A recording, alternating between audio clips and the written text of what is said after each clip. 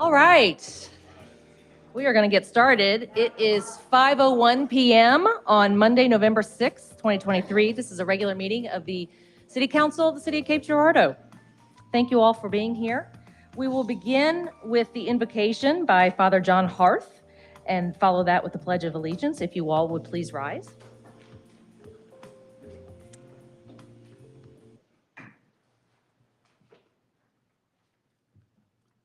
I begin with the words of a textbook for children. The title of the textbook. Hi, God. We don't have to tell you what a mess we're in throughout our world. Grant us the wisdom, understanding, knowledge, patience as leaders of the world try to bring things together. We may think we can't do anything. That would be incorrect. We can take care of our part of the world. So help us to share your love and concern. Grant wisdom and guidance to our city council. Help them to make decisions that best care for our community. Bless the city, the county, the state, the nation, the world. Help us, Lord. Bless our enterprises and help us all. Amen. Amen. To the flag of the United States of America and to the republic for which it stands, one nation, under God, indivisible, with liberty and justice for all.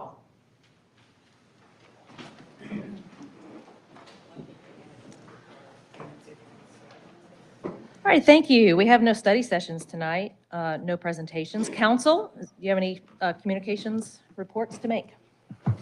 Beautiful weekend in Cape Girardeau. I hope everybody got out and got to enjoy anything going on this weekend. It was a great presentation of new street sign. If anybody paid attention to the news last week, the City Council had a special meeting to rename the portion of Bellevue Street between Houck Place and Sprigg to Smallwood Williams Way, celebrating two momentous athletes in the history of Southeast Missouri State University. And so there was a presentation at the football game on Saturday, and it was a beautiful day for a football game, a 1-point loss, but it was still good play. But no, it was an excellent weekend to be out and about in the city of Cape Girardeau, so hopefully everybody got to take advantage of it. That's it.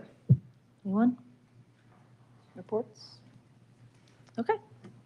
That is it. Then we will move into items for discussion. First, is there anyone in the audience who is here to appear as an advisory board applicant? If so, you may come to the podium and tell us all about you.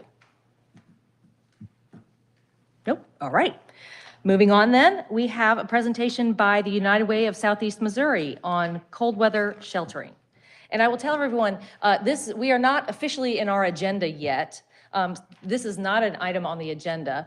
Later, at the end of our meeting, under other business, is when we have the opportunity for people who have pre-registered to speak on items that are not on the agenda. And a number of people have done that specifically regarding the cold weather sheltering issue. So that is what the time that you will have to speak on the issue. Right now, there's a presentation. The council will have an opportunity to speak with Ms. Shelton and whoever else. So that's what's happening right now. Thank you. Please, yes. Thanks for giving us this opportunity to come speak. I am here on behalf of United Way and numerous organizations that are wanting to provide shelter during extreme weather conditions to our homeless. The goal of our proposal is to include the city in helping provide a solution during threatening winter weather. And temporary overnight shelter is not a solution to homelessness.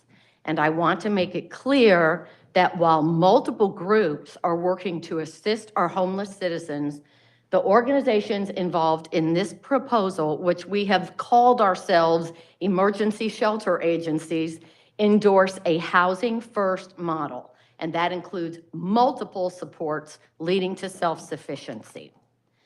The emergency shelter agencies are United Way of Southeast Missouri, Community Partnership, and Calvin Garner is here on their behalf, the Salvation Army, and I have Captains Stephen and Lily Rainier, and First Call for Help, and Denise Wimp is here representing these other organizations. As you know, there are many other organizations, but we have been working together to come up with a plan that we hope that the City Council will endorse. And we intend to be working with some of these organizations, street level, the People's Shelter, area churches, as we move forward. These are some of the requirements that have been created by the Salvation Army and the groups that are on the emergency shelter agencies. Overnight temperatures must reach 28 degrees Fahrenheit or lower for this plan that we're proposing to go into effect. Icy conditions must be forecast, or a winter storm warning is pending or in effect. And I want to clarify that if volunteers and staff cannot safely get to the Salvation Army, it will not open, and this plan will not be in effect as we are presenting it, including the Salvation Army. Citizens seeking overnight shelter must go through Community Partnership, the Salvation Army, or First Call for Help. And these are the agencies that will determine who is eligible for overnight sheltering at the Salvation Army and who is eligible for a hotel room. And as a general rule, hotel rooms are used for families and individuals who are deemed harmless to themselves or to others, and all other people will be directed to the Salvation Army. And we will ask that other churches and organizations that are assisting to house the homeless will refer people to one of these three organizations. The Salvation Army will provide shelter during extreme weather conditions overnight from 7 p.m. to 7 a.m. Guests must sign in and out in the morning. They must check in by 10 p.m. and doors will be locked promptly at 10 p.m. There will be no in and out. Once you're in, you're in. If you leave, you're out. Lights will be out at 11 p.m. and a breakfast will be available at 6 a.m. No one will be allowed into the Salvation Army building who is visibly under the influence of drugs or alcohol. These substances are not allowed in the building. There will be no weapons, smoking, or pets allowed in the building. We will depend heavily on volunteers, and we are so grateful that there are so many organizations who want to volunteer and help. Lead volunteers will be given keys to the Salvation Army, and they will be selected by the Salvation Army to undergo an extensive training that is scheduled for next week, and only the leads will have keys to the building. People who took the Safe from Harm training that was offered earlier, and we had 30 people take that training, do have the training to come volunteer without having keys to the building. And anyone who has not taken the Safe from Harm training can still volunteer up to 3 times without having to have that training. And our goal is to have one lead who has taken the extensive volunteer training and at least one person with the Safe from Harm training on each shift. And the Salvation Army will not open if we have too few volunteers to ensure the safety of the volunteers and the people who are staying overnight. Our communications procedure will occur through United Way. We will communicate with the groups, the agencies in the emergency shelter agency group. We will communicate with community agencies, with the city, with the media, and the appropriate personnel that are identified to us from the city and the county. We'll also utilize our social media to put up a post that explains the process and the rules and how this needs to happen for people to have overnight shelter, and we'll Encourage everyone to share that post. Volunteers will be directed to a page on the United Way of SEMO website. We already have a volunteer page, so we will just add one for emergency sheltering with shifts for people who can donate items and for various tasks that will need to be taken care of. We hope to have a designated volunteer coordinator who will communicate with all the volunteers and confirm that all the shifts are covered and that we have the necessary volunteers to be able to keep everyone safe. We've put together an estimated budget. The Salvation Army predicts that to house an individual will cost $20 for dinner, a snack, and breakfast. We're hoping we can get bedding donated and there will not be an expense for that. They do have the cots. And utilities, electricity, and cleaning afterward is estimated at $25 a person for a total of $45 a person overnight at the Salvation Army. Community partnership is able to put people in hotel rooms, 2 to 4 people per room at $80 a hotel room.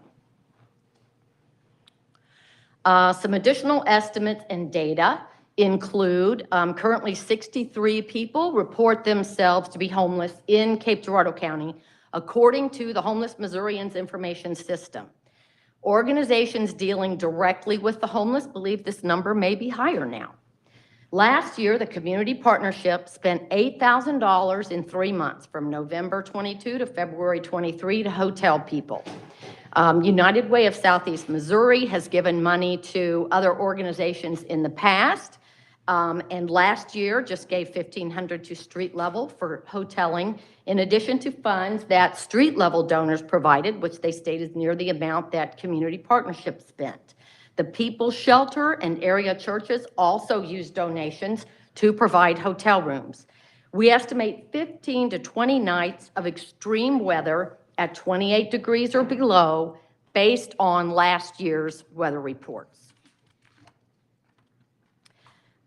These emergency shelter agencies also sit on the board of the Emergency Food and Shelter Program, along with representatives from other agencies. And the EFSP board last year chose to allocate $5,000 of the funds to sheltering the homeless during extreme weather. I can't say for certain that the EFSP board will choose to do that again this year. We also never know when we're going to get EFSP funds or how much they're going to be. But that is a possibility under the financial considerations. We also have estimated that 40 individuals will be seeking shelter at the Salvation Army on 20 nights of bad weather. We just kind of ballparked all of this, which comes to a cost of $1,800 per night for those 40 individuals, totaling $36,000. If we assume that up to 6 hotel rooms will be needed for those 20 nights at $80 each, that's $9,600. So with community partnership, United Way, possible funds from the EFSP board, money from street level, from the St. James AME People's Shelter, and many area churches contributing funds to shelter the homeless during extreme weather, that total is still far below the $45,600 that this estimated amount comes to. Area nonprofits, as you know, have limited funds, and we already have committed significant amounts of personnel hours to trying to find a solution and will to continuing to implement a solution. Additional financial assistance is imperative to save lives when extreme weather arrives. We would like the city to support this effort by contributing a mere $10,000 to helping our homeless survive extreme weather. To keep it as simple as possible for the city, these funds can be given to United Way of Southeast Missouri. We are already a vendor because of the city's contribution to First Call for Help. The city donates $2,500 for First Call for Help to help approximately 1,600 Cape Girardeauans every year. And by giving the funding to United Way. We can collect the receipts from Community Partnership for the hoteling and the intake forms from the Salvation Army so that we'll know exactly how many people we need to reimburse them from the city's funds as well as other funds that we hope we will get for this solution. We're also asking the City of Cape Girardeau to help ensure the safety of guests and volunteers by having fire department personnel and police department personnel available on call if needed, or, dropping in maybe on the nights that we are sheltering people. We also would need your assistance with communicating when the Salvation Army is open and what the process needs to be, especially that people must go through one of these other agencies to determine where they need to go stay. Lastly, we will need community support. We will need volunteers who will need to prepare meals, work some of the shifts, prepare cots, help clean up afterward, and donate prepackaged food for breakfast and snacks, because meals made somewhere outside of the Salvation Army, other than a commercial kitchen, cannot be brought in. So I know that was a real help to the People's Shelter several years ago when people brought food from their home, but that can't happen per the Salvation Army requirements.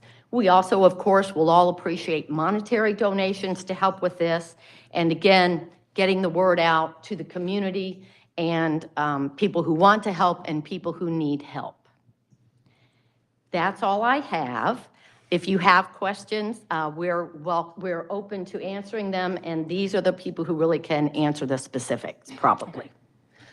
Thank you. And I'll just say from the get-go, we are not making any decisions on this tonight. This is just a discussion, hearing the presentation, and a time for council to ask some initial questions. So with that. I'm going to jump in. Elizabeth, this is a masterclass in collaboration. Thank you. Well, it's been a Wow. long time coming. It really has. This is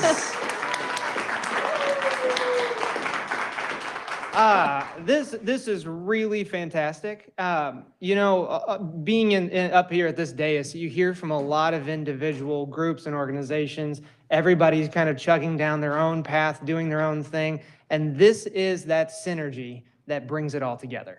And to help an underprivileged population, and to help in a time in a weather situation that is just unavoidable. I mean, this is the Midwest. We get all kinds of interesting weather. I just, you would deserve all those applause. Everybody in this room deserves that applause, because this is really a wonderful collaboration. So thank you for bringing this tonight. Thank you for talking about it. The only thing that I want to say is on the second slide, I think they said harmful instead of harmless. Harmless. I just wanted that to note for everybody from the press. The slide said harmful. The actual word is harmless. I will fix that. Just wanted that to be out there. But no, thank you for bringing this to our attention. This is incredibly well thought out. This is well done. Good work. Shannon? I just had a quick question, but again, thank you so much for putting this all together for us this evening. I see that the degree of 28 degrees is the cutoff. Am I forgetting something, or was the standard 32 degrees before? Well, we haven't had a standard before. I think 32 was being discussed, but I'm going to let the Salvation Army address that. Even in the north, in Minnesota, we've always traditionally opened up overnight sheltering at 0 degrees. So 28 degrees was a large movement on our part to get together and actually be part of the solution. Okay, because I know the city of Springfield is 32 degrees, so I was wondering if maybe that's something that could be configured to increase the degree to make it uniform across the state. I do have a question. I like the collaboration as well. Is the collaboration based on the services each organizations offer as it relates to homelessness? Or is a collaboration, have you all worked collectively as a group and maybe applied for certain grants, you know, as a collaboration and network? Or you just working in your own entities with the monies that you have and the capacity of people that you have? This actually started because the 4 emergency shelter agencies, which is just what we're calling United Way, First Call for Help, the Salvation Army, and Community Partnership, are all on the Emergency Food and Shelter Program Board. And so these conversations started with these 4 organizations a couple of years ago, actually trying to come up with solutions. So we haven't collectively applied for any grant funding or anything like that. Tell us more about the Emergency Food and Shelter Programming Board. Is that a state entity? Is that a Those are nonprofit federal entity, a funds. non-government NGA, or is an actual They're state federal government funding? funds Okay. that, for reasons unknown to me, United Ways have been tasked with distributing. And so everywhere there is a United Way and funds are given to a particular region, a board is assembled that needs to include various organizations. The Salvation Army, Catholic Charities is also on that board. We are supposed to have a Jewish representative. Right now, we don't. We'd love to have one. Someone representing people in need, people representing emergency situations who handle that. So the American Red Cross representative is on that board. People who currently are providing emergency shelter. So the director of Safe House is on that board. And we meet either in person or virtually anytime that funds, we're told from the government, okay, we're in phase, I think 41 now is the phase that we just completed. And the amount of funds vary every time. We never know what we're getting. So the board meets to discuss how those funds will be distributed and the best way that they're going to help the community. So it's federally appropriated funds dependent upon the appropriations bills that go Yes. through? Okay. Thanks. Are you seeking any other funding besides the request, well, the city's endorsement and as well as $10,000, besides just our citizens in the community? Is this your first ask in regards to your collaboration? Yes, next time we hear there are funds for the EFSP, we'll certainly ask about that. And we hope that when the word gets out, that other organizations and citizens will know, okay, I have a clear route now for contributing, and hopefully we will get some more donations. We felt like it was important to get the city buy-in first. Salvation Army is the only, is the only operated organization that can do overnight stay. That's a nonprofit that serve this population of people that you want to help. Salvation Army is the only location in Cape Yes, Girardeau that to be able currently to is. assist of this magnitude. Yes, yes. Have you considered asking the county for any financial assistance, given that the city of Cape Girardeau is in Cape Girardeau County? Yes. Yes, we have. The majority of the citizens are here in the city of Cape Girardeau. Which is the majority of the county.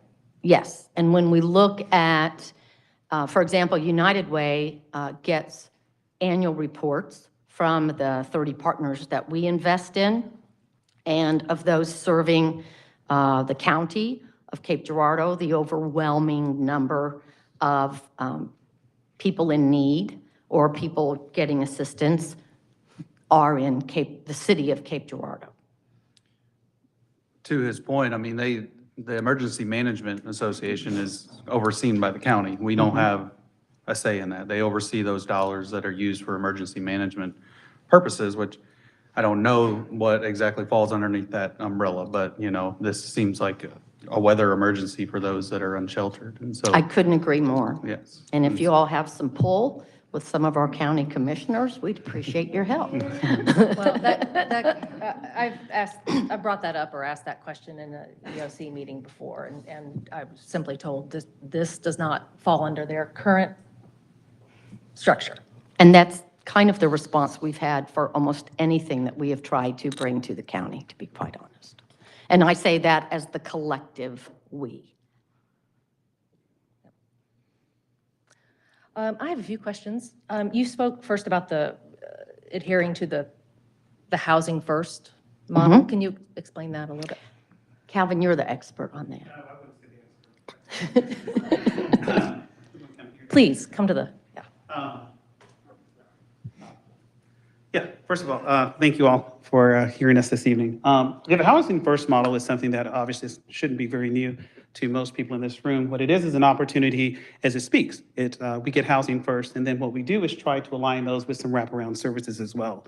Because as we know, in order for a person to be successful in any kind of dimension, we have to really concentrate on having that place to be. I mean, it's difficult for us to say, oh, if you just work, you could do this, or if you just do this, you could do that. But people that don't have a good night's sleep, a place to rest their head, a place to just call their own, whether it be an apartment, whether it be a home, or whatever you want to call it. If you don't get that restful sleep in that time and opportunity, you cannot be a benefit.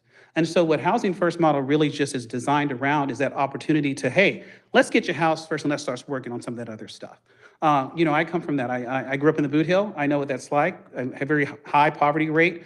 Those are one of the things that concentrates on is those opportunities. You have to, you get a house, you start working on that stuff. You start working on the inside. You start working with those things collectively because you can't put all of these things and say, hey, you do this first, you do this, and then we'll get you housed. It's not going to work. You can try it, but it's not going to be successful. And there's statistics that will support that. So that's what we mean by that. I'm just saying that's just, to me, it's just elementary. That to understand that. But I don't mean that in a derogatory manner. I just mean that it's very simple to understand. And it shouldn't require a presentation to understand that because it's just human nature. So I hope that answered your question or not. It did. And I think one of the distinctions, I'm going to jump in, is that it's not just here's somewhere for you to lay your head overnight. It's here is shelter for you and all of these other supports to help you be able to transition into your own home. Right, because I think we all have the same plan in mind that we're looking for sustainability, and it has to start somewhere. And you can't just expect to just do it and just say, just get it together and just figure it out, and then we'll get those things there. You have to give a person those four walls. And it doesn't always work, and I'm not going to try and act that it does, because my first experience with getting someone housed, because, I never asked, do you want to be housed right now? And I just assumed it. And it was a very tragic experience because he wasn't ready for it. Because we have to look at that on an individual basis and I'll tell you this, and I don't mean to steal anyone's thunder or take up any more time than necessary, but what happened is we put him into this place, 4 walls, great, it worked, for a little while. But when he was unhoused, he didn't have a lot of the responsibilities. But, and that's where we failed. And I admit that we failed. But we had to get those supports that we talk about. We had to talk about getting a job. We have to talk about the budgeting. We have to talk about these other things, your mental health, your physical health. We had to do all these things. And as a new social worker coming straight out of the stalls, I had all the answers. But it didn't have the question, were you ready to be housed? And now I do it a little bit differently. And I have to understand that, hey, are you ready for this? Let's start working on it. So. Before you leave, Okay. one other question, All right. because I've already had this question, and I'm sure we will get it after this presentation, and that is, this program, this emergency sheltering, winter sheltering, is not your attempt to create a full-time shelter. I mean, what you were Absolutely speaking of is different than what we're talking about in this presentation of emergency winter situation. Goal is to save Right. lives. Yeah, what we're talking about with this particular standard is just to save a person's life. Everyone deserves the right to be off the street when the weather is bad, whether it be really hot, whether it be really cold. That's just human nature. That's not something that I should have to plead with any particular group about. That's just the human nature of a person. And that's what we're asking for, just the support from the city. The buy-in, whether you go for it or not, we're going to make it happen. I wish I was as good as with my personal budget as I am with dealing with the budget that we're allocated when this time happens, because I'm not. With that being said, we're going to make it happen. We always do.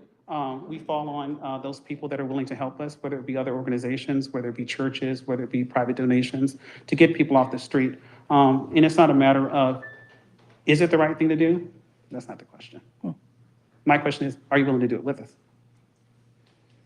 Okay. So that's. I was just going to point out one other thing. I guess and Elizabeth, you mentioned it earlier. I'm viewing this as falling under a public safety issue. And I say that, I mean, I think for numerous reasons I could say that. One, though, is I'll just share a personal example. My husband, 2 winters ago, his clinic nearly caught on fire at an exterior wall because a homeless person, it was a very cold night in January, they started a fire in the trash area behind his building. And, you know, thankfully that person was fine. The building was fine. But there are multiple types of public safety issues just from that one example. And I think we see that all over the city on these kinds of evenings. We know that humans can't survive in extreme cold temperatures without some kind of shelter. So looking forward to perhaps hearing more. So any other questions or comments at this time? Okay, well, we thank you very much. Thank you all for this Thank you very much. opportunity.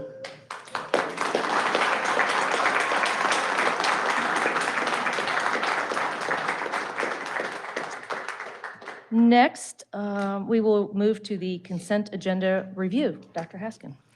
Mayor, thank you. Council, we added 9, 10, and 11 to the agenda for your consideration. We'll start with number 9. It's basically a final payment request to Nip Kelly for the Capitol Hall Drainage Improvement Project that we're all pleased with. Number 10, we have an annexation petition for property located at 3101 County Road 620, and a request to set a public hearing for that as well. And finally, number 11, we are ready to release the lien on property located at 241 O'Connell Drive. It's primarily under our neighborhood stabilization program. Mayor, that concludes the consent review. Okay, thank you. We'll move into regular session. Mr. Taylor, would you make the roll call, please? Mark Bliss, Here. Robbie Guard, Stacy Kinder, Here? Dan Presson, Tameka Randle, Here. Nate Thomas, Here. Shannon Truxel. Here. All right, thank you. Council, we have an agenda before us. Is there a motion to approve? Second. Mr. Presson, thank you. Any discussion? Hearing none then, all in favor of the agenda as stated, please say aye. Anyone opposed? All right, that agenda carries. We have 2 public hearings tonight. First, I will open the public hearing to consider a request to rezone property located at 406 Bertling Street and the adjacent parcel at the northwest corner of Bertling Street and Big Bend Road from R1 Single Family Suburban Residential District to R3 High Density Single Family Residential District. This is also showing up later in our ordinances tonight. Is there anyone here to speak on this public hearing?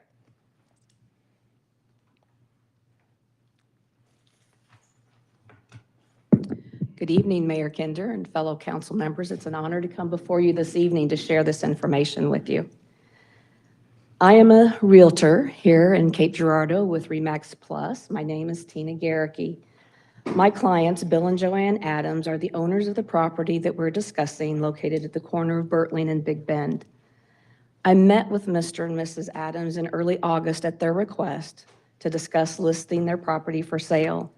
As you may know, the owners have had this lot listed for sale 5.5 years of the last 9 without any success. So you may be asking yourself, so why did you take it on?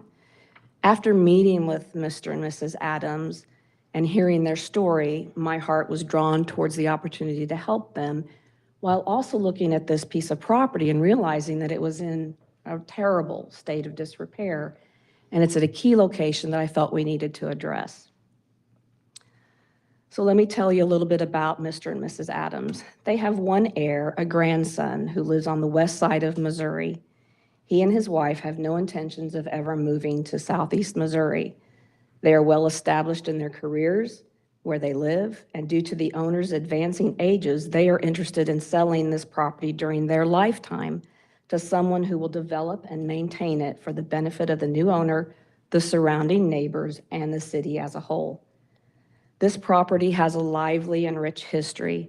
As I've heard several folks describe, you may know the property as the one with the steps that go to nowhere, or the steps that lead to heaven. Years ago, when Mr. Adams was a young man, his mother owned an establishment there known as Kester's Tavern. A friend of mine shared with me that it was quite the honky-tonk bar back in the day, so I imagine there's a lot of people in this neighborhood who have fun stories to share about their days there. Patrons could enjoy a meal and a beverage there together. They could buy a few groceries to take home to their families. While many have fond memories from those days, especially Mr. Adams, who worked there helping his mother, the property also has a sad history because years later there was a tragic accident on the property due to a fire in the upstairs living quarters. The property has now sat vacant in its state of continuing deterioration for more than 25 years. If you've driven by this property, you've no doubt noticed its current lack of eye appeal. In fact, I would go so far as to say it has been an eyesore for this neighborhood for many years. It's hard to miss the remaining concrete wall from the original structure, given the large, white, spray-painted message of no trespass and no parking. We all know those signs are only necessary when there is a problem, and this property is no exception. I've been informed by two different parties, including the primary complainant, that unauthorized persons enter the wooded area on this property, assumingly for criminal purposes. After all, who enters a wooded area in the dark of night for any good purpose? This has been evidenced by a tent and drug paraphernalia found by Mr. Adams on the property about a year ago.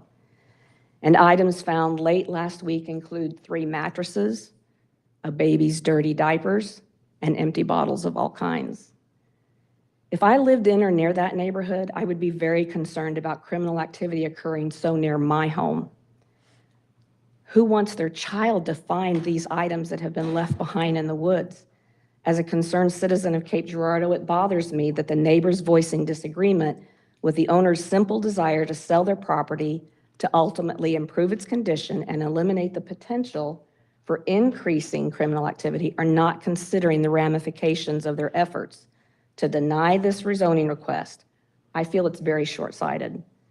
Developing the property with residences is in everyone's best interest to increase the property values of the neighbors around and minimize criminal activity, especially once the Adamses are no longer able to walk the land to attempt to mitigate potential problems.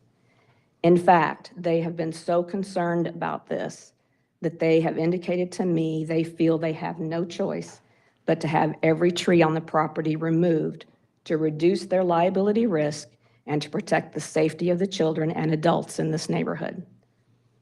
I've asked them to hold on that until we know exactly what's going to happen here, because I think a community developed there would appreciate the trees and the landscaping.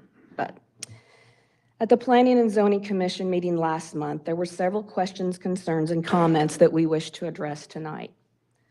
The listing for this property went live on Tuesday, August 8th. By Friday, August 18th, I had not received one inquiry for building a single-family dwelling. As you know, a single-family dwelling on this 1.13 acre is very challenging due to the unusual slope of the terrain. I did, however, receive calls from realtors and individuals asking whether duplexes could be built on the property.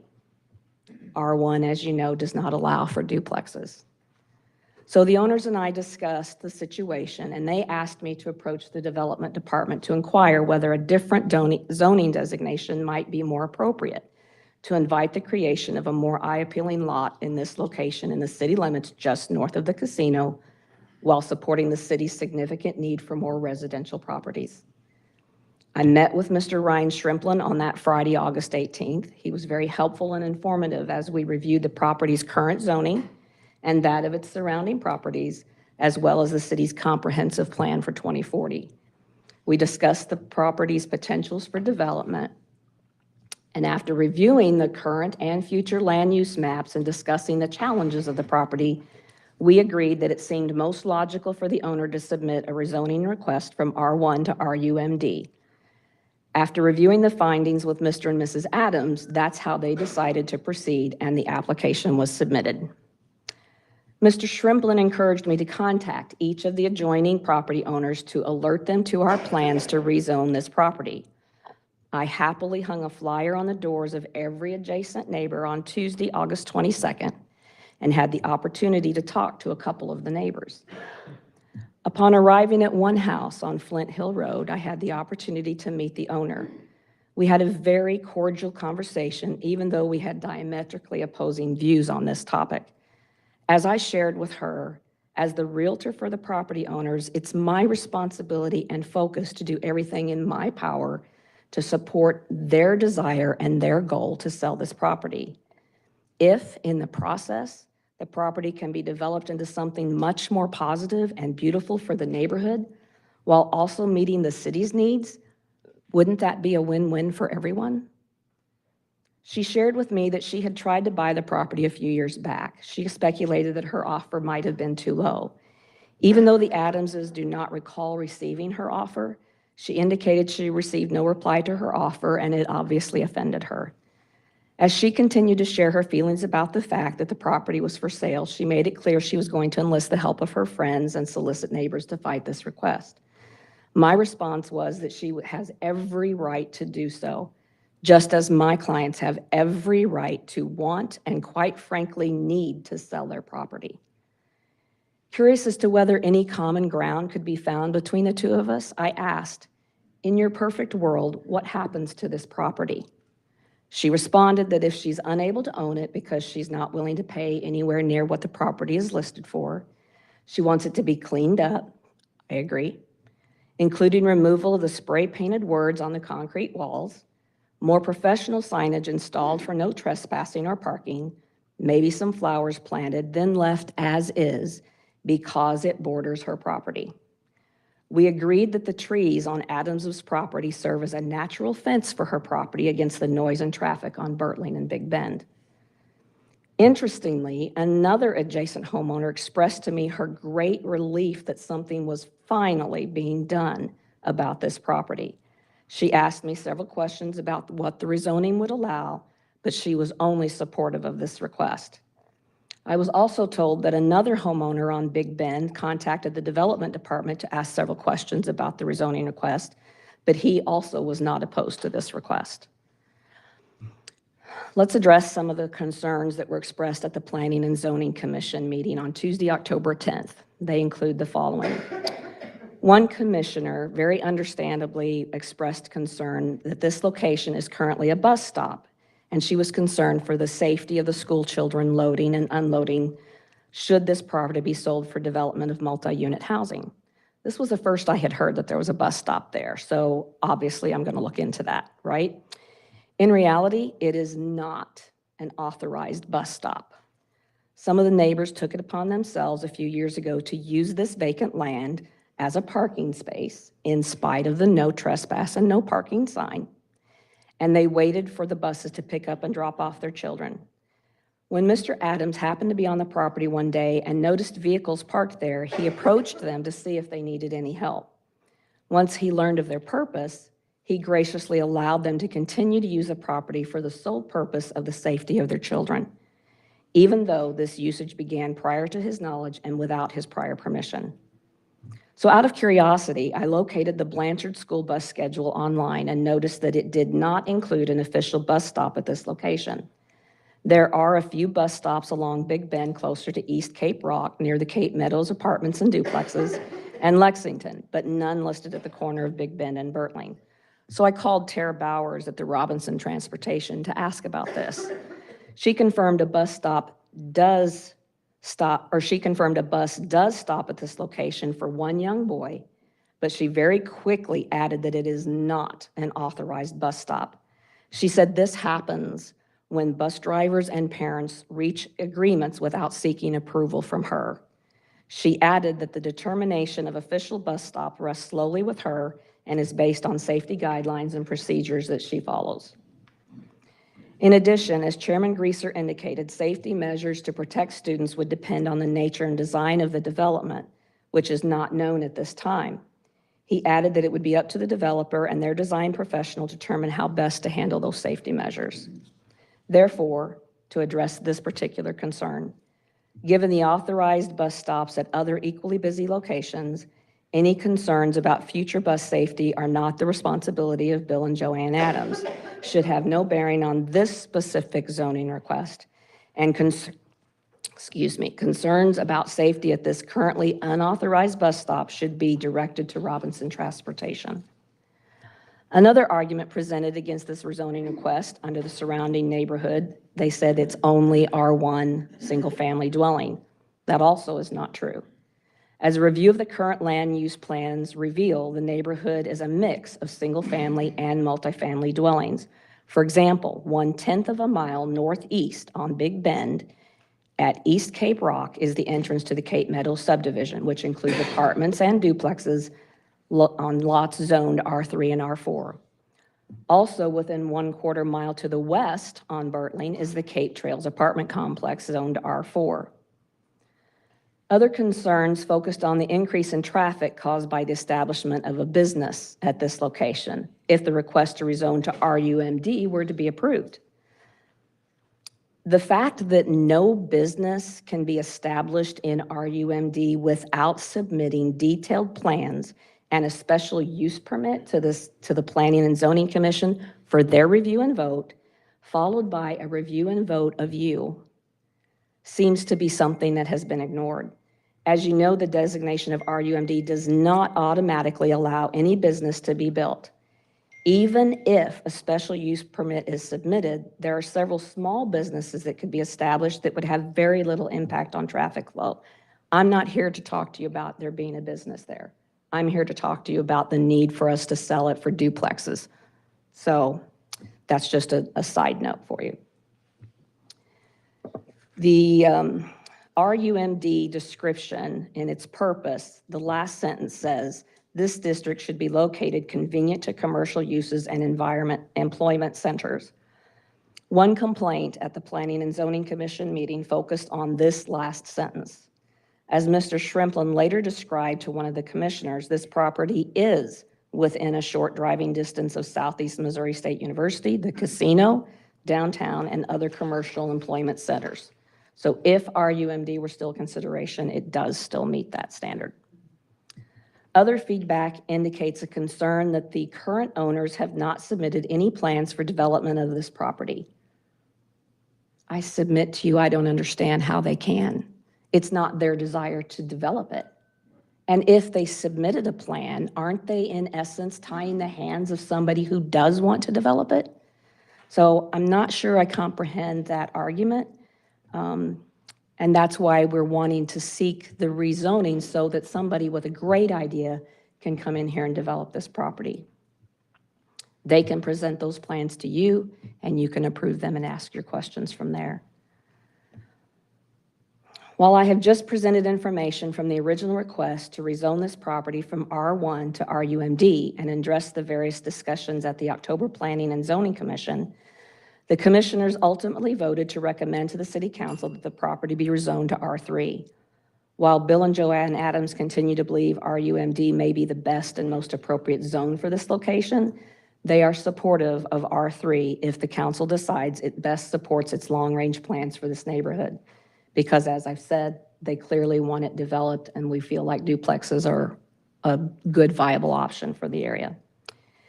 In summary, this property owned by Bill and Joanne Adams has fallen into a condition that is less than appealing at best, and I hazard to say it presents a significant risk of increasing liability and criminal activity for the surrounding neighbors and the City of Cape Girardeau if left in its current condition. At their age, they have no desire to build anything on the property, but the desire for a new owner to revive and develop this property for a healthier neighborhood and in reality, there remains a significant demand for housing in our community. This is an opportunity for the city to invest in and plan in this older neighborhood that borders the Red Star neighborhood. Thank you for partnering with us as we endeavor to redevelop and improve this property to a more beautiful, safe, and functional part of this neighborhood and our beautiful city. Do you have any questions for me? Anybody have any? Okay. Is there anyone else who wishes to speak in this public hearing? Thank you. Thank you.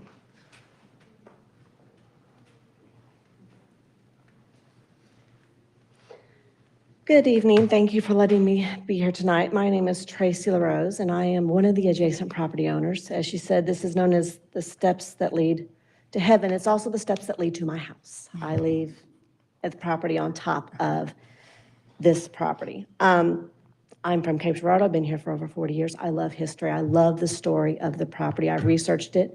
I am the person she spoke to and once made an offer, a verbal offer from my agent to their agent. It was not accepted. I love the history and I wanted to help preserve that history because I've known this property all my life. But we're not here to talk about history. We're here to talk about our neighborhood. And in talking with my neighbors who are affected by this, our overwhelming concern is the impact on traffic and wildlife. We would just ask that before this be done, our study is going to be done regarding that traffic impact, that environmental concerns, before approving a blanket waiver for R3 to basically give anyone rights to build something. Without a specific design plan on this lot, we have to assume that developer, whoever that may be, will use the zoning to the extent granted. And that impact of a blanket rezoning from R1 to R3 without a specific plan in place could have unintended consequences on that neighborhood, traffic congestion, and our wildlife. And in the letter I emailed all of you today, I wanted to point out this property was requested to be rezoned in 1988. I included an article from the Southeast Missourian on December 23rd, 1988. This rezoning was from commercial, R1 to commercial, not R3. But the same reasons that was denied are the same reasons this should be denied. The article stated there was no specific development plans for that request, and the city council therefore denied the request, as in this one. Still, we have no specific design request. We believe that any rezoning request should come from the developer of that project. That request would contain solid plans as to the construction and usage of a dwelling if it's outside that scope of R3. There's no reason someone can't make an offer on the property contingent on the rezoning of that land to an R2 or an R3, but that would make them come to you with a plan of how it's going to be used.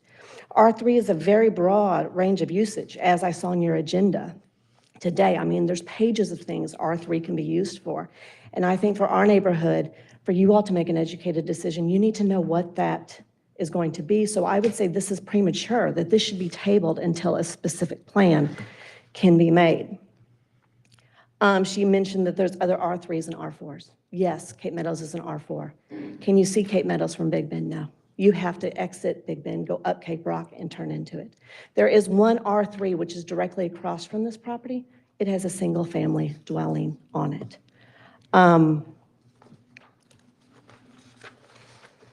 The other issue, at the Planning and Zoning Commission, the owner's representative, our real estate agent that just spoke, stated that a multifamily dwelling on this spot would be consistent with the neighborhood.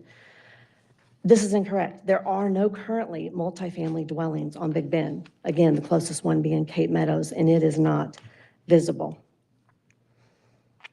The rezoning request is from a property owner who has ultimately decided to let their real estate agent represent them at the commission and tonight.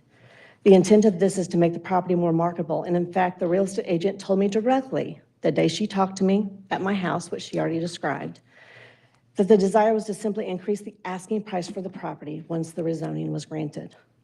I'm all in favor of maximizing sale price because that's ultimately going to benefit everybody. But I don't feel this is the appropriate venue and way without a specific project in mind that could be considered by the commission and ultimately by you.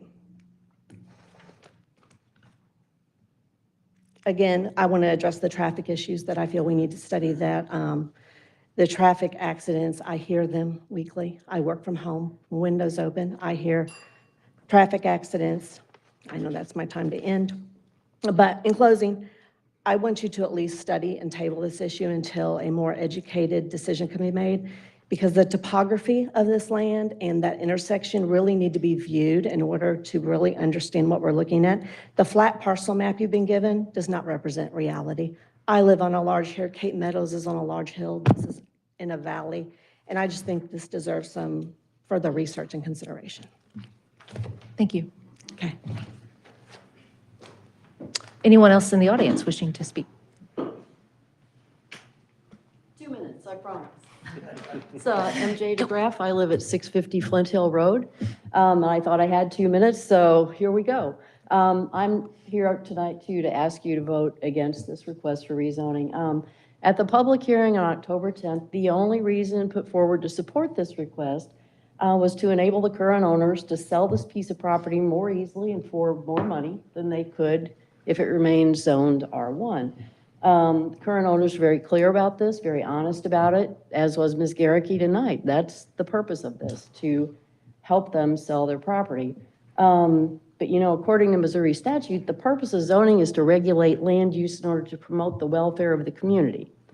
The fact that rezoning will benefit one landowner, helping that person to sell their property, I don't think that's a legitimate reason to grant a rezoning request. I don't think that's how we do things. Zoning, which will improve one individual's position, enable them to sell their property more easily, it doesn't mean it will promote the welfare of the community, which is what zoning is supposed to do. Let's look at the community which surrounds us, this property. When you stand on this piece of property, all you see in any direction are single-family homes and woods. That's it. No multifamily, no, 3-story, 9-unit building, which R3 would allow. This type of housing that R3 would allow is simply not consistent with the type of property that's in this community now. No one at the hearing on October 10th explained how this request would benefit the city. It seemed to be detrimental to put potentially a 3-story, 9-unit building on a piece of property at Big Bend and Bertling, where, as my neighbor says, you can hear the crashes. This is not some once-in-a-while event. You go down Big Bend, people are flying down there at 55 miles an hour. They shouldn't be, but they are. Anyway, this rezoning request has nothing to do with what would be best for the welfare of my neighborhood or the city of Cape Girardeau. It's being requested that you guys do this to benefit one landowner. And again, I would submit to you, that's simply not an appropriate use of your power to zone. So thank you very much for your time. Appreciate it. Thank you. Is there anyone else in the audience who wishes to speak at this public hearing? Yes, I'm David Atkins, I live at 133 East Cape Rock Drive. So I'm not immediately in the area, but I pass by it 5 or 6 times every day. And the property is an eyesore. Trees are beautiful, but the property itself is not, does not look good. Part of the problem, I'm in favor of redistricting, whatever it takes to, so that something can be built there. Single family would possibly be more beneficial to the community, but we are in a progressing area, whether you like that term or not. We are in an area that is progressing into more multifamily, multi-person dwellings. Like it or not, it's happening. And for the city to be in tight control of it is a good idea. I think the R3 keeps the city in control. One of the problems that I see that needs to be addressed by the city desperately is that section of Big Bend Road, right at, I believe it's Timon Way, I think, there is the speed limit. It's at Green Acres. The speed limit changes from 35 to 45. So two, and I'll call them dangerous because they are, 2 dangerous intersections people see the 35 mile an hour, they see the 45 coming up a block away, they put their foot on the pedal, and when they hit that area, they're doing 45, 47, 50 or more. And so whoever's turning into those individual houses along that area are at risk. If the city, whatever the city does, we're looking at, I know there are proposals for out at 177, a lot of different things going in at Big Bend and 177. The speed limit needs to be 35. And I have looked at it very closely, being in construction for several years, it would be extremely possible, not cheap, but possible, to put a turn lane in all the way from Green Acres to virtually past 177, which would eliminate a lot of the traffic congestion and keeping it at 35. But the city has an opportunity to do something here. I think R3 is a good idea, provided some other things are done. Thanks. Thank you. Anyone else wishing to speak in this public hearing?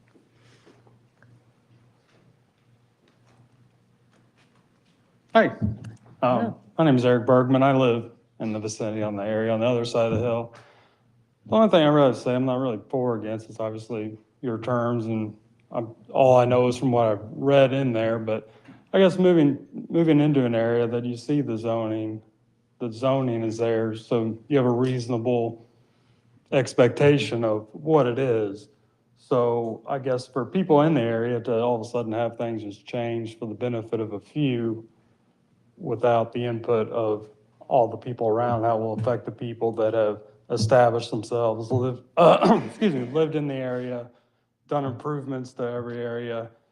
I don't know if it's a council's responsibility, the neighbor's responsibility to do improvement to land somebody else owns, or to let it rezone so that a third party can buy it so that they can do it. It's kind of the owner's responsibility. It's just moving in what most of us have done. So just to rezone to get it improved by somebody else because of the neglect just seems like a lot of work.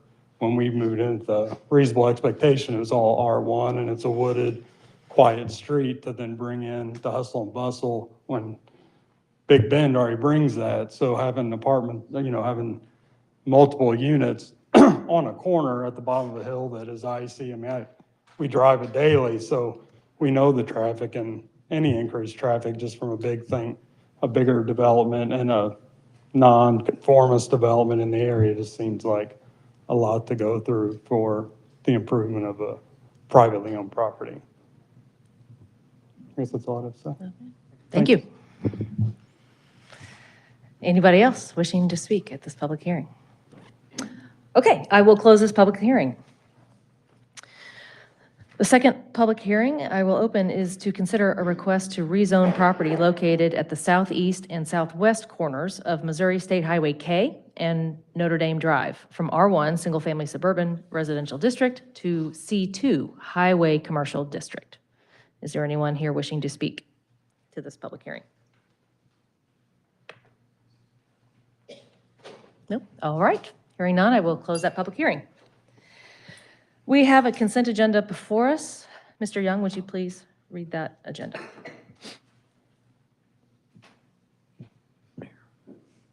Bill 23-159, an ordinance amending Chapter 30 of the Code of Ordinance of the City of Cape Girardeau, Missouri regarding CBD Central Business District. Bill 23-159, an ordinance amending Chapter 30 of the Code of Ordinance of the City of Cape Girardeau, Missouri regarding CBD Central Business District. Bill 23-160, an ordinance amending Chapter 30 of the Code of Ordinance of the City of Cape Girardeau, Missouri regarding temporary uses. Bill 23-160, an ordinance amending Chapter 30 of the Code of Ordinance of the City of Cape Girardeau, Missouri regarding temporary uses. Bill 23-161, an ordinance amending Chapter 24 of the Code of Ordinance of the City of Cape Girardeau, Missouri regarding video service providers franchise fees. Bill 23-161, an ordinance amending Chapter 24 of the Code of Ordinance of the City of Cape Girardeau, Missouri regarding video service providers franchise fees. Bill 23-162, an ordinance appropriating funds for operating expenditures, capital expenditures, the fiscal year ending June 30, 2024 in the City of Cape Girardeau. Bill 23-162, an ordinance appropriating funds for operating expenditures, capital expenditures, the fiscal year ending June 30, 2024 in the City of Cape Girardeau. Bill 23-163, an ordinance accepting permanent utility easement from 630 Inc. for property located at 2078 Southern Expressway in the City of Cape Girardeau, Missouri. Bill 23-163, an ordinance accepting a permit utility easement from 630 Inc. for property located at 2078 Southern Expressway in the city of Cape Girardeau, Missouri. Bill 23-165, a resolution authorizing the city manager to execute a release of lien for property located at 241 O'Connell Drive under the Neighborhood Stabilization Grant Program in the city of Cape Girardeau, Missouri. Bill 23-166, a resolution acknowledging receipt of an annexation petition for property located at 3101 County Road 620 and setting a public hearing regarding the proposed annexation.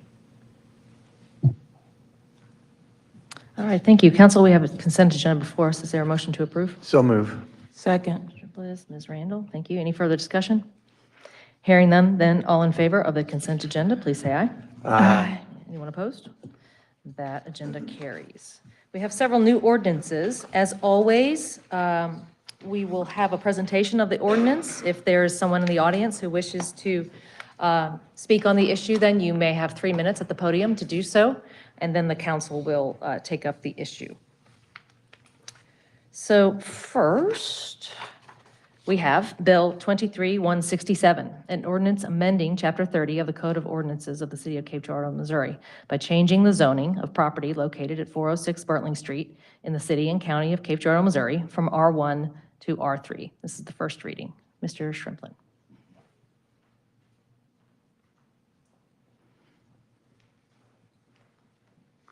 Good evening. I just wanted to, Ms. Garricky, of course, gave a very thorough explanation of the request and the basis that they feel would justify rezoning the property. As she mentioned, this did start out as being a request to RUMD, which is kind of a catch-all as far as residential zoning districts. It allows single-family, duplex, townhouse, and multifamily. And again, you can look at the zoning map that's provided within your packet, and you can see that there's several different types of zoning districts in that area. So where you've got a mix of uses, REMD is generally an appropriate zoning district. As we got to the Planning and Zoning Commission hearing, as you heard, there was some opposition, some questions with regard to the request for REMD. The Planning and Zoning Commission was not comfortable recommending RMD as a whole. It was a split vote, 4-4. They were comfortable with recommending R3, which only allows single family and duplex. So that doesn't allow multifamily and townhouse. So that takes it down a notch. This property, I believe, is about 1 acre in size. Okay, so the current zoning, R1, the maximum density, maximum number of units you can have on 1 acre of land is 4. So right now, they could subdivide that into 4 single-family lots. If this were to get rezoned to R3, they could have up to 9 units an acre. So we're talking an additional 5 units. Okay, so from a traffic standpoint, that's nominal. You're not going to have an overload of traffic on the streets, either street, as a result of 5 additional units. Okay. So there's the perception of duplex versus single family, owner occupied versus rental. There's no guarantee if this was developed for single family that any of those would be owner occupied. So, but in terms of the, the basis for the rezoning, the property is located at an intersection of 2 arterial streets. According to our major street plan, both of those streets are arterials. So it's a little different than being, in the middle of a subdivision, okay? This were a mid-block property. That probably would not be an appropriate option. However, there are neighborhoods in the city that do have a mix of single family and 2-family. I used to live in one, so, and there were no issues. So I think the notion that just R3, just because it's different from single family, makes it incompatible, I don't think that's really supported by the information, as far as proper planning. I've stated in the staff report kind of the basis for why staff feels the R3 district's appropriate. The criteria for rezoning, of course, is not based on a specific development plan. You can't condition a standard rezoning on a particular development plan. So if you have a planned development, that's a little different, but this is not that particular request. So if it gets rezoned, then any of the uses permitted by right in that zoning district could potentially go on that property. So any questions? By definition, from R1 to R3, what you're saying is, on an R4 with the acreage they have, they could build 4 single-family homes on it currently. With R1, the current. With R1 currently. Yes. So going to R3 allows them to add 5 additional units. Yes. So potentially that's 9. Right. Now, on R3 is whenever we say a unit, so one unit could be 3 stories, but still be only 1 unit, correct? Whatever the maximum story and then height is in the Right, R3 so, district. but that's still only 1 unit. 1 unit. Right, so, Right. okay. Is there anyone in the audience who wishes to speak further? Oh, that's, no problem. And if you've already spoken, you don't need to repeat. Please don't. Just so we have it for the discussion, the maximum height in the R3 district is 2.5 stories, not to exceed 35 feet, if the side yards are greater than 15, or less than 15 feet in width.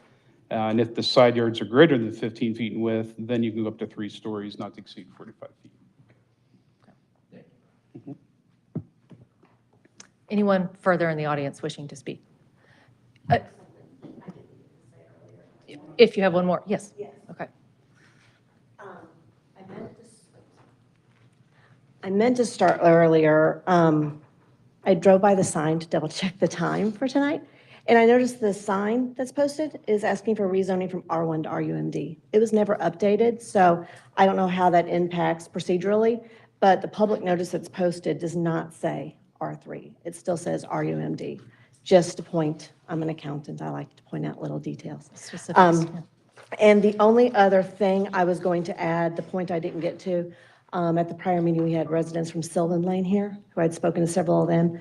They are already upset at some points because when traffic gets very bad at Bertling and Big Bend, they're diverted over into Sylvan Lane. If we're going to put 9 units at the corner, that of course, yes, it's only 5 more units than 4, but that's double. And that's a lot more traffic than we have there. It's adding a lot more traffic than we already have there now, especially when you're coming down Bertling in the winter and it's icy and the hills like this, and about only 3 cars can stop before everyone is sliding. So people are diverting down Sylvan Lane. So that's an even greater neighborhood impact that I didn't get to bring up earlier, but I know several people that live on that street, so I feel remiss if I didn't mention that impact as well. So Thank you. I just want to add that. Okay, thanks. Thank you. Anyone else in the audience wishing to make a comment? Okay, hearing none then. Council, is there a motion to approve Bill 23-167? So moved. Mr. Thomas? Second. Ms. Randle, thank you. Council, discussion? Yeah, I had a question for Ryan. Why did P&Z not recommend going from R1 to R2 rather than R3? Was there a logical reason for that?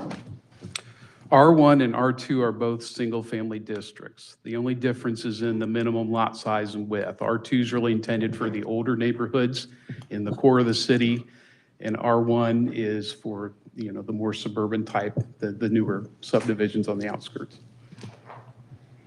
Well, and can you clarify too, initially, it was RUMD request. Yes. If I heard you correctly, RUMD allows even more Yes. families. And so Yes. the P&Z decision was made, they were more comfortable with R3 because Yes. it actually limited from the RUMD. Yeah, it designation. was based on the input from the public hearing. It was clear there were residents that had a lot of concern about particularly the possibility of apartments, and that certainly would add to the traffic. Again, I don't know if it'd take it to the point to where it would be a major issue, but that would certainly be a much bigger increase in traffic than just going to some duplexes. And the Yes, RUMD compared to the R3, it doesn't only limit the number of units, but also limits the available options for commercial uses. Yeah, R3, there's no possibility of commercial in the R3. RMD, if you got a special use permit, there are certain uses that could be approved for it. But with the special use permit process, as you know, there's criteria that have to be met, public hearings, just like a rezoning. So, but in R3, that's, not possible. Ms. Truxel? I just had one comment and question. The shape of this property is sort of an L shape. A portion of it is adjacent to Bertling, the other portion is adjacent to Big Bend. During the development phase, isn't there a process that you all go through to determine where the egress and ingress is from the property? That's correct. There's all sorts of development standards that apply to, driveways, access points. There's distance requirements and number limitations on the number of access points. Okay, in this situation, if it's determined to be zoned R3, does that require 2 access points? So the code has a formula for the number of access points per lot. So for this type of use, I think they're allowed 1 access point or 1 driveway for 80 feet of frontage. I think an entire frontage, you're allowed 1 access point. And, this would probably end up getting re-subdivided. As you see there, it's 2 parcels right now. So the lots would look probably different than what's here.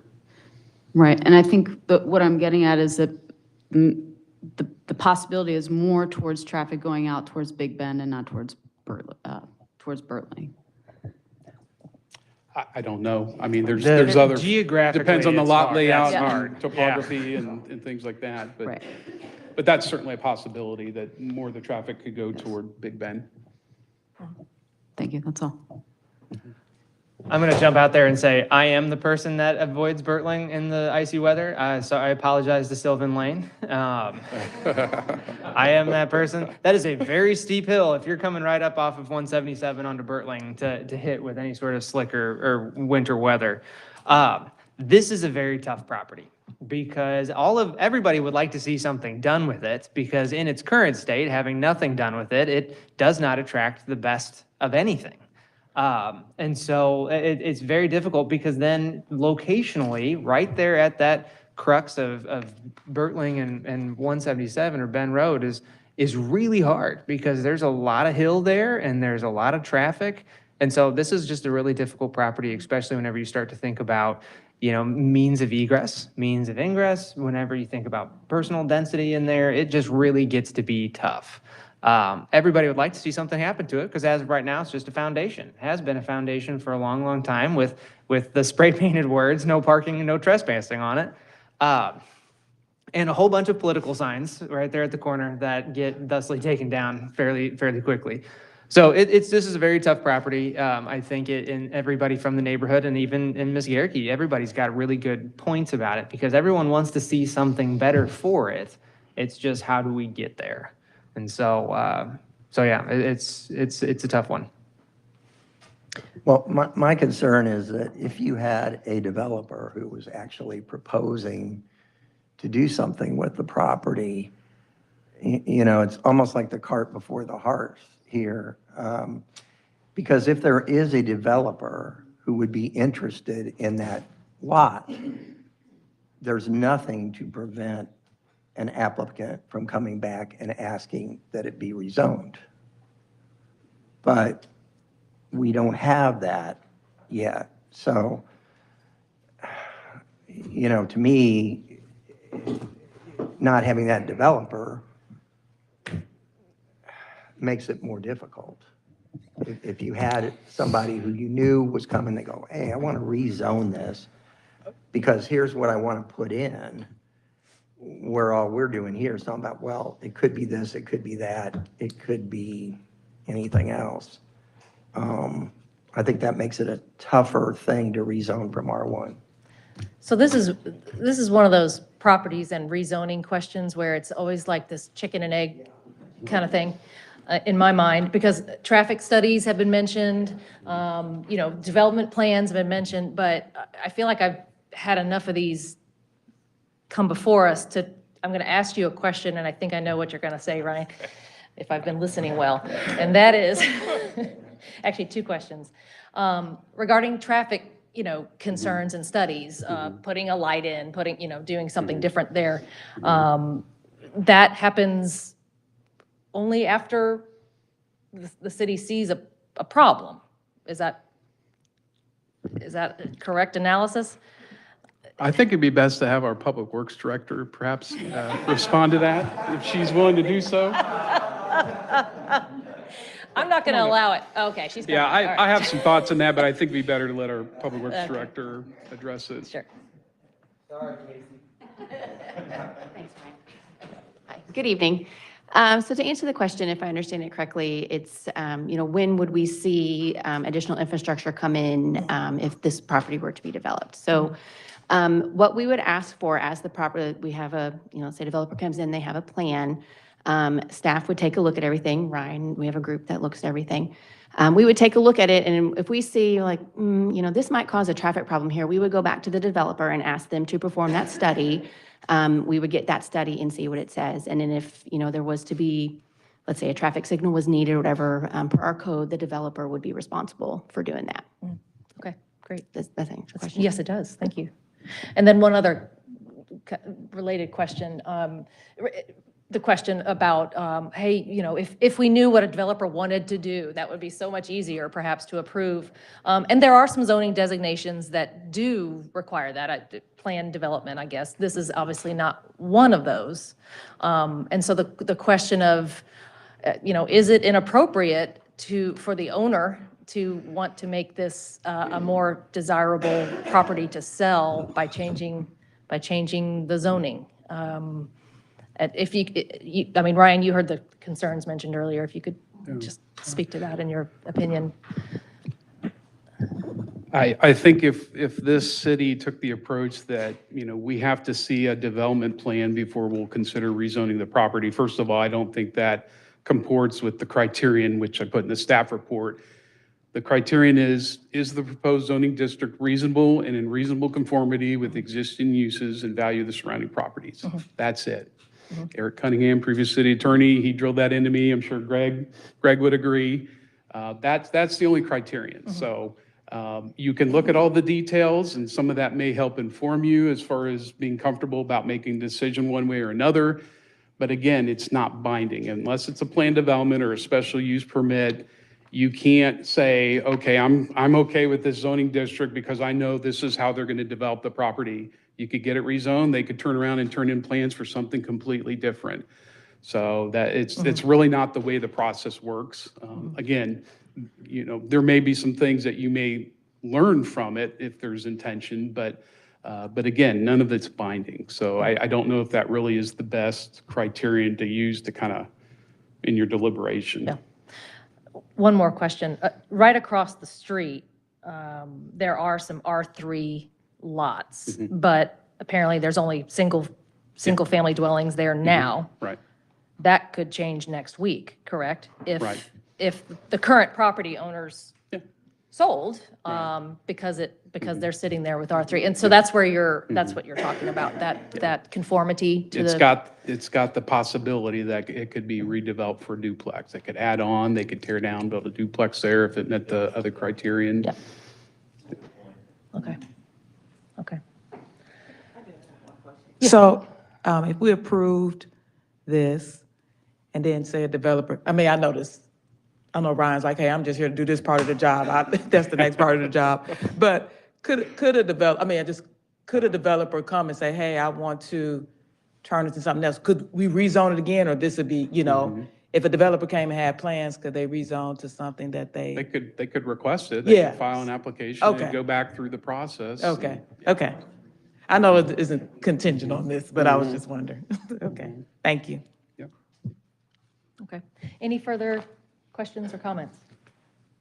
Well, you guys stole both my points that I was going to make, but I just wanted to drive home the fact, when these planning and zoning proposals come before us, I praise the work that the commission does, because they have to look through it through the lens of what that future land use is and independent of what that developer is going to use it for, because as you stated, it's non-binding. They can turn in a plan for that development and then get it approved, and the next day have their actual plans that were in their back pocket and move that forward. Or someone could swoop in and offer them $1 million and for the lot and put their whatever that is within the purview of that zoning on that lot. And so have to look at it independent of what proposed development, unless it's a planned development, whatever that proposed development is and what fits for that zoning of that property right there. And then I was going to state as well that it's R3 literally across the street, as well as a mix of other zonings. And so I appreciate your work through all of this and in that of the planning and zoning. So I just have one other thing. I think part of my big concern is how P&Z went about doing it, because it was a request to rezone to that other stuff. And then, like, okay, they turned that down after hearing from the neighbor, but then they approved in R3, but they really didn't hold another public hearing to discuss the R3. So I kind of feel like, it was a bait and switch a little bit. So in my mind, the thing to do would have been to come back to a future P and Z with an R3 application. That's. Was the it, view that is I it, would. I mean, obviously, it's legal to do what they did. Yeah. Yeah, I mean, the let's city first state council that. can rezone land on its own motion without any blessing by the property owner. That's legal, that's in our ordinance. Yeah, one of us could put forward a motion Yeah, right now no, for I'm just saying, RUMD like, if we wanted to. it was Yeah. not Yeah. uncommon that. And if the commission- posting said RUMD Right. and then agreed to R3. If the That's not- applicants had decided to stick with their original request for RMD, and let's say the Planning and Zoning Commission recommended approval of that, you could still change it here. You could change it to R3 or something else. So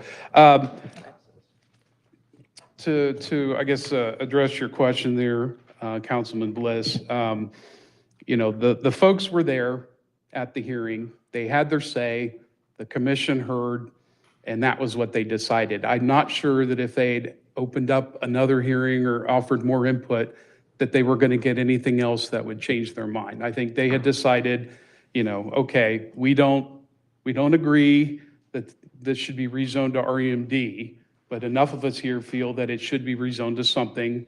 And based on the information presented and the discussions at the hearing, we feel that R3 is what we think it should be. And that's what they were recommending to you. So I'd like to throw in a couple things. I have a unique perspective being a banker, right?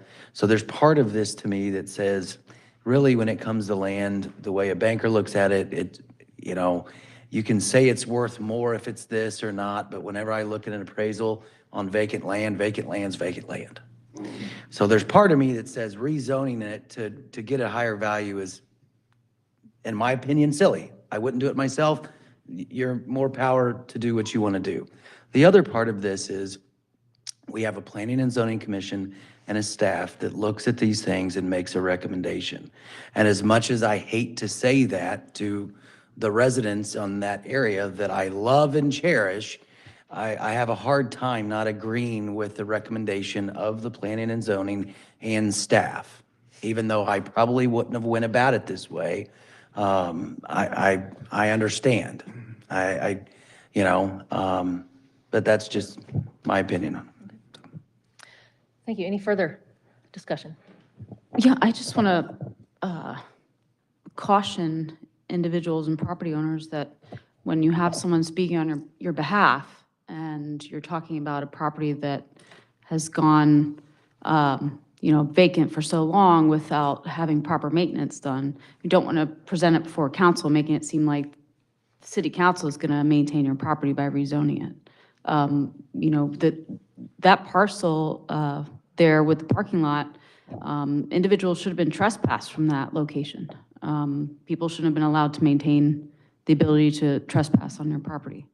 I just want to make sure that we don't have people coming before us and saying, oh, I have a property that's not very well maintained. Can we rezone it to commercial now? So someone will come in and cut down my trees. So that there was a big push in the realtor's presentation here about the fact that it's been sitting unmaintained for so long. And I don't want the public to get this impression that we are making a decision to maintain a property that's been unmaintained by rezoning. All right. Thank you. Any other points? Okay. Hearing none then. All in favor of Bill 23-167, please say aye. Aye. Anyone opposed? Nay, I'm opposed. Mr. Presson, anyone else? Mr. Bliss? I'm sorry, Mr. Bliss, did you say nay? Nay. Okay. So 5-2, that motion carries. Next, Bill 23-168, an ordinance amending Chapter 30 of the Code of Ordinances of the City of Cape Girardeau, Missouri, by changing the zoning of property located at the southeast and southwest corners of Missouri State Highway K and Notre Dame Drive in the city and county of Cape Girardeau, Missouri, from R1 to C2. This is the first reading. Mr. Shrimplin. So this is another situation where the property owner is looking to rezone the property without having a specific development plan. They want to market the property and let developers come and give them ideas and vet those. So, but this land is on Route K on either side of the entrance to Notre Dame Regional High School, which is Notre Dame Drive. Right now, the properties are R1. As you know, that area is still largely agricultural, but it's starting to urbanize. You're starting to see more commercial development. There are some, mobile home parks and subdivisions, along that corridor. But most of the newer development along there is commercial. And so, one of the properties was actually a platted subdivision, a single-family subdivision, platted years ago, never developed. And so the property owners would like to go in a different direction. They feel that C2 would make the land more marketable, and they feel that that would actually allow them to see that land develop. Thank you. Is there anyone in the audience wishing to speak on this issue? I'm just curious what C2 means. Could you come to the... C2 is Highway Commercial District, so it's our most intensive commercial district. So what you see along Kings Highway, William Street, west of Kings Highway, that's all C2. Okay. Seavers Drive, that area. Thank you. Any other further public comment? Okay, hearing none then. Council, is there a motion to approve Bill 23-168? Second. All right, thank you. Discussion? Any questions? This is a piece of property that, it actually lies on a major thoroughfare out in an area where there could be development. So I understand that there being R1 directly off of that road is probably not the best, but it at least opens those doors for those additional C2 development. Any other comment? All right, hearing none then. All in favor of Bill 23-168, please say aye. Aye. Anyone opposed? That motion carries. Bill 23-169, an ordinance authorizing the city manager to execute a maintenance agreement with the Missouri Highways and Transportation Commission for intersection improvements at Route 74 Shawnee Parkway and Minnesota Avenue in the city of Cape Girardeau, Missouri. It's the first reading. Mr. Pulley.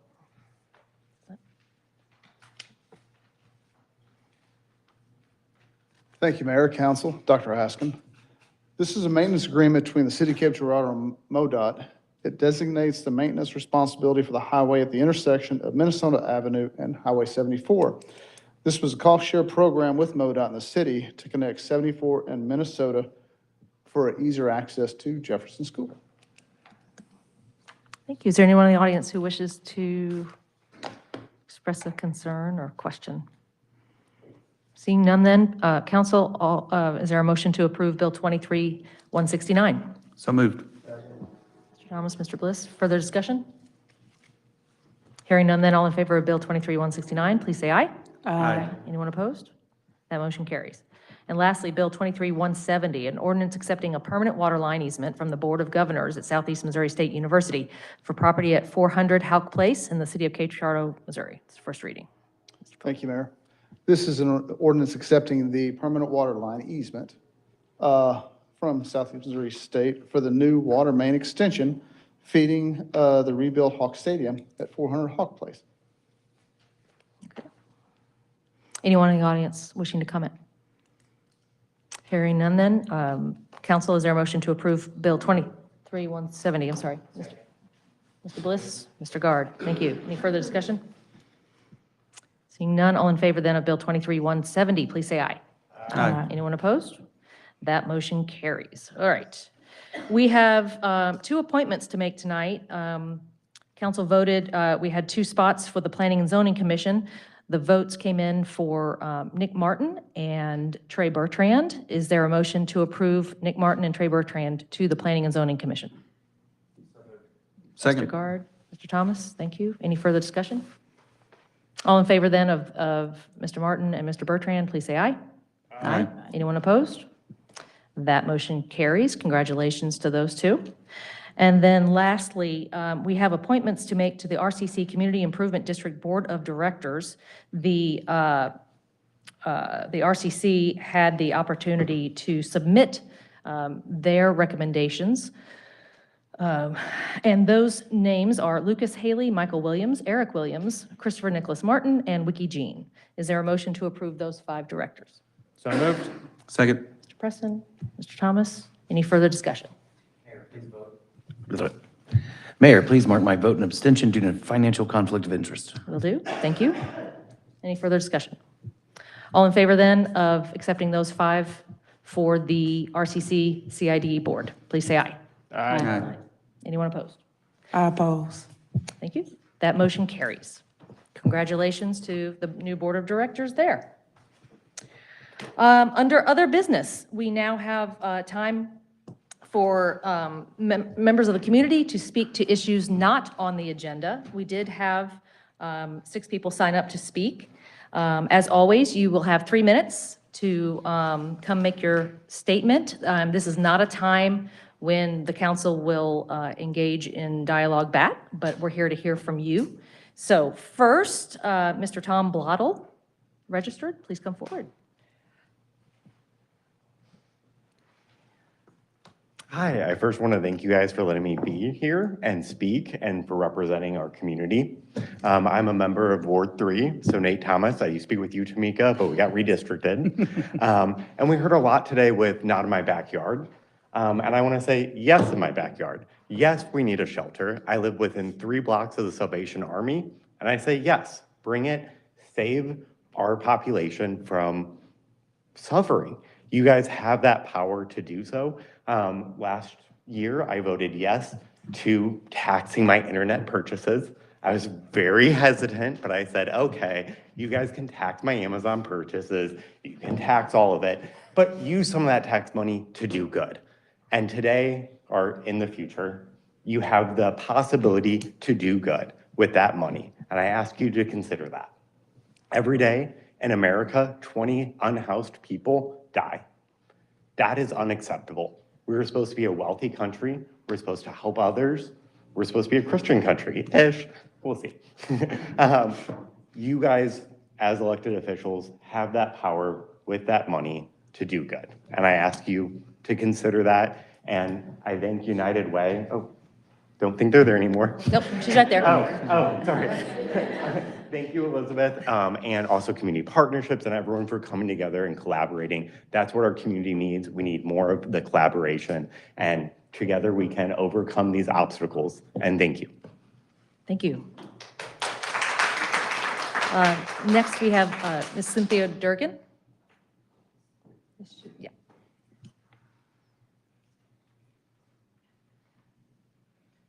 Hello again. Cynthia Durgan, 2824 Oakshire Circle.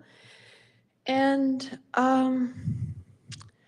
last year, street level spent $9,000 or more hoteling people. Hoteling people to get them out of severe weather. It's so expensive. It's so, in a sense, wasteful. It's never wasteful to save a human being from suffering out in life-threatening weather. But there are other ways to do it. We're the biggest city between Nashville and St. Louis. We are going to have a homeless people. To try to be a successful city and ignore homelessness and hope people will just go away, that's like a little kid trying to eat an oatmeal cookie but avoid the yucky oatmeal. It's just not possible. The majority of homeless people in Cape Girardeau, as far as we know, because this is the pattern in every city where it has been studied, there are people who have a connection to the city where they are homeless. They were previously housed. They had jobs. They have family. They have people who know them and may help them out in an utter crisis. Or maybe they just have good memories of this was a place where they had hope. And being in a place where they had hope, that can keep them going toward being independent again. Please accept that homelessness is real. The people who are suffering are our neighbors. And look for every possible way to support this very conservative response of having a severe weather shelter. Thank you very much. Thank you. Next, we have Nancy Huckstep.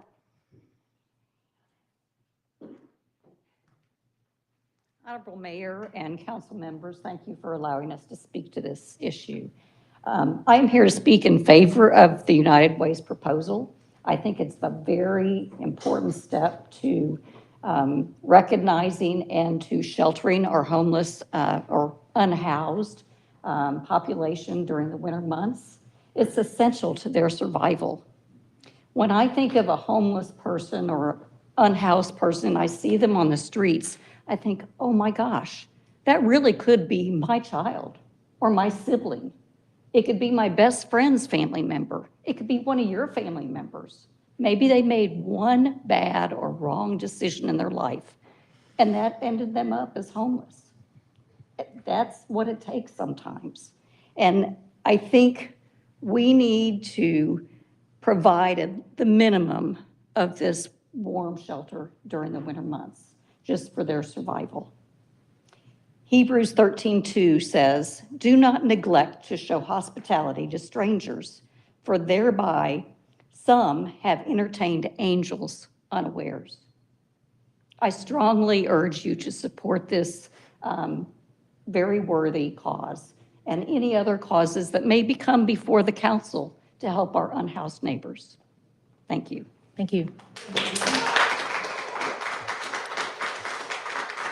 Next, we have Randy Alford.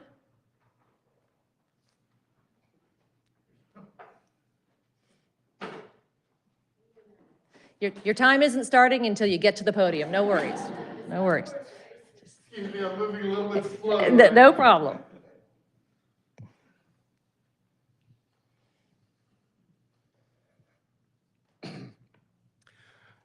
My name is Randy Alford. I live at 1105 Linden Street. Some of you have met me before. Some of you know that I used to be on the street. And I know how important it is on those cold nights and those hot summer nights to have just some place to go, some little bit of respite. Because I know that the Salvation Army in Bowling Green, Kentucky, they would open up their doors on those cold nights. And I've thought, how many times have I thought, would I have survived those nights out on the street? And every year I see, and I thank the Salvation Army for doing that for me, but every year I see commercials on TV about pets. And during the wintertime it says, if they're cold, or it said, if you're cold, they're cold, bring them in. And every summer, we hear people getting prosecuted for leaving their animals out in the hot weather to suffer. Are these animals more important than a human being? But yet we tend to think that, oh, these people are out there because they want to be. These people are out there because they deserve to be. These people are out there because they have, because of something that they've done. Not necessarily. The reason I wound up on the street the first time was simply bad timing. And but if we leave, that's why I think that the shelter idea is a tremendous idea. And if it saves one life, just one, it's worth every penny that we put into it. Thank you. Thank you.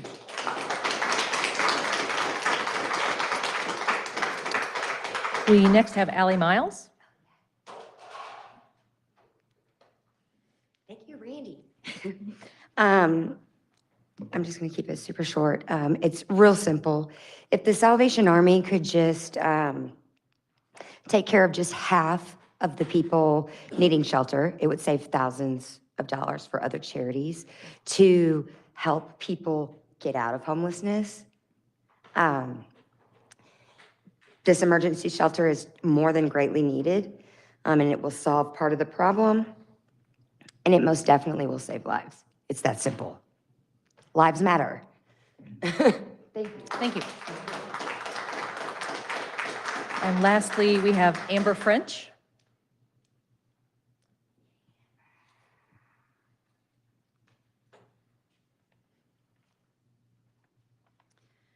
Good evening. I'm here to to voice support for the United Way's cold weather shelter proposal. I volunteer with Street Level Cape Girardeau, a nonprofit whose primary mission is sheltering unhoused neighbors during freezing weather conditions. As of this last weekend's count, we know of 80 neighbors who are unsheltered. One of those unsheltered is with me this evening. With her permission, this is her story. My friend Vicky is a longtime resident of Cape Girardeau and has battled disabling MS, requiring her to use a wheelchair for many years. After losing her husband, the family's main breadwinner, due to a long drawn-out illness, she found their savings depleted and her disability income not enough to support her. Recently, she found herself spending 5 nights outside in our city park because she had no other place to go. So how did we get here? From what I've gathered, the city has historically not involved itself in this type of work and relied on churches and nonprofits to fill the need. This strategy may have seemed to work in the past. This is not where we are today, with again 80 unsheltered, and those are the ones we know of. Churches and nonprofits are stretched to the max and cannot meet the need. This system of being uninvolved is unpopular with citizens in my circle and no longer works for our current state. We ask for a new system of supporting nonprofits, such as the proposal of the United Way's cold weather shelter today, to be put in place. No one wants to live in a city where a citizen in a wheelchair is unhoused during the winter. Thank you for your time. Thank you. And that is it for our meeting tonight. Thank you all for your attendance and your participation. Council, is there a motion to adjourn? Mr. Guard? Second. Ms. Randle, any further discussion? All in favor then of adjourning, please say aye. Aye. Anyone opposed? We are adjourned. Thank you all.